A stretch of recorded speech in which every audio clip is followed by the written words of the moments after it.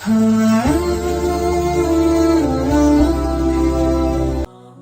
اللہ الرحمن الرحیم۔ ایک موقع پر جناب محمد رسول اللہ صلی اللہ علیہ وسلم نے صحابہ اکرام کے ایک جمع غفیر کو مخاطب کرتے ہوئے فرمایا تھا کہ 4 کام اگر تم کر لو گے تو بڑی آسانی سے جنت میں داخل ہو۔ آپ نے فرمایا ایھا الناس، اے لوگو، افشوا السلام، سلام کو عام کرو، واطعموا الطعام، بھوکوں کو کھانا کھلاؤ،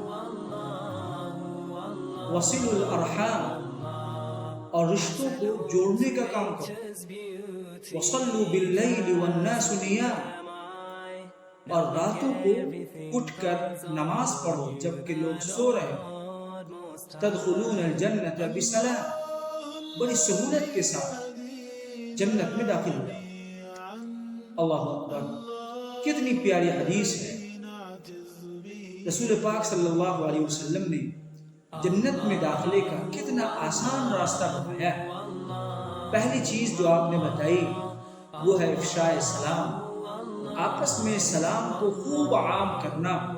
اس کی اہمیت کے تعلق سے میری ایک ویڈیو شائع ہو چکی ہے، آپ اسے دیکھ سکتے ہیں کہ اسلام میں سلام کی کتنی اہمیت ہے۔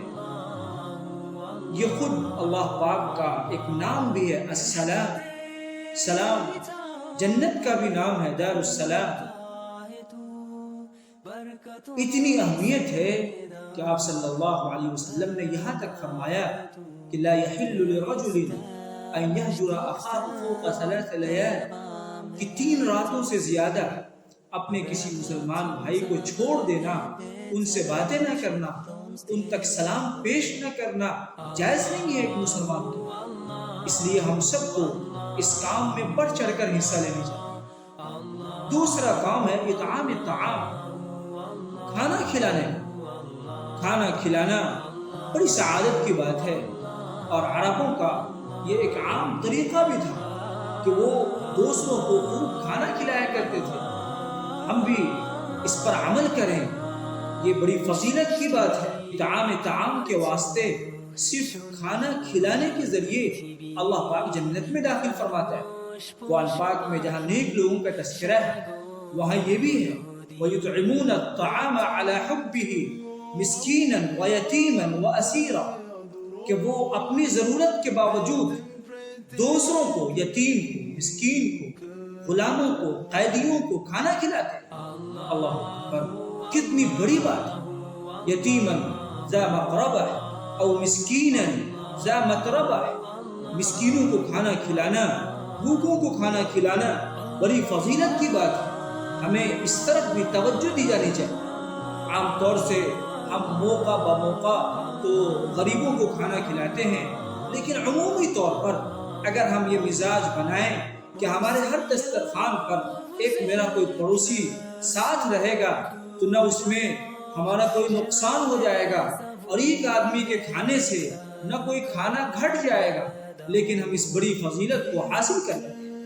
تیسری چیز ہے وصل الارحام، رشتوں کو جوڑنا۔ اللہ اکبر، آج ہم غور کریں کہ رشتوں سے ہم کس قدر دور ہوتے جا رہے ہیں، اپنوں سے کس قدر دور ہوتے جا رہے ہیں، رشتوں کو کس قدر کاٹنے میں لگے ہوئے ہیں، توڑنے میں لگے ہوئے ہیں۔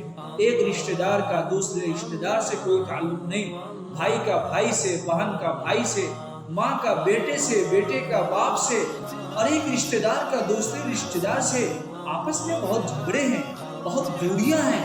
ہمیں ان سب کو درگزر کر کے محبت اور بھائی چارگی کا ماحول قائم کر کے رشتوں کو جوڑنی چاہیے۔ قرآن پاک میں اس کی طرف بڑی اہمیت دلائی گئی ہے۔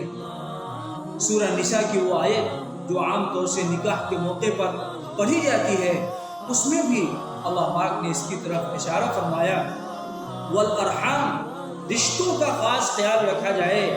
رشتے کے بارے میں ایک حدیث قدسی ہے، رشتہ خود اللہ پاک سے کہتا ہے من وصلنی وصلہ اللہ، جو رشتے کو مجھ سے جوڑے گا اللہ اسے جوڑے گا، ومن قطعنی قطعہ اللہ، اور جو رشتوں کو کاٹے گا اللہ اسے کاٹ دے گا۔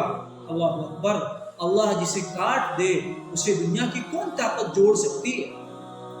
اور چوتھی چیز ہے وَصَلُّوا بِاللَّيْلِ وَالنَّاسُ نِيَامٌ، راتوں میں اٹھ کر اپنے بستر سے جدا ہو کر تہجد کا اہتمام کرنا۔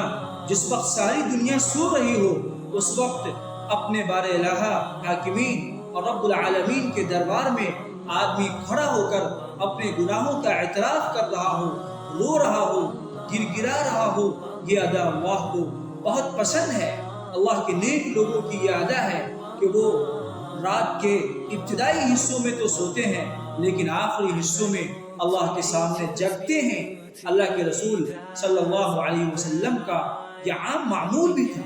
آپ صلی اللہ علیہ وسلم بڑی پابندی کے ساتھ اور بڑے اہتمام کے ساتھ تہجد کی نماز کا خیال رکھا کرتے تھے، یہاں تک کہ بہت کم وقت ایسا ہوتا جس میں آپ صلی اللہ علیہ وسلم سے یہ نمازیں چھوٹی ہوں۔